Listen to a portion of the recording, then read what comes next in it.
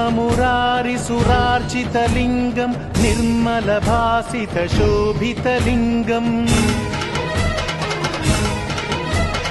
जन्मज दुःखविनाशकलिङ्गम् तत्प्रणमामि सदा शिवलिङ्गम्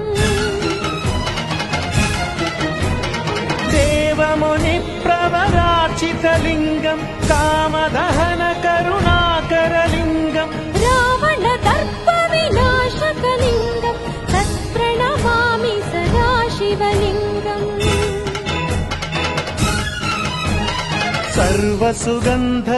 सर्वसुगन्धसुलेपितलिङ्गम् बुद्धिविवर्धनकारणलिङ्गम्